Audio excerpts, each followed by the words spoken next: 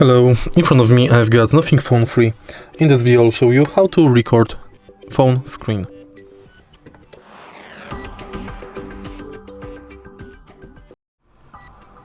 In the beginning, let's go to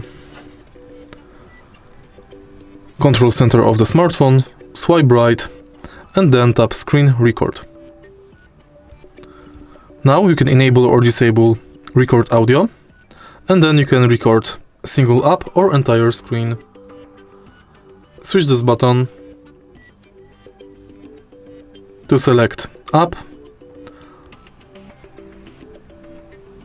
or simply record the full screen of your smartphone.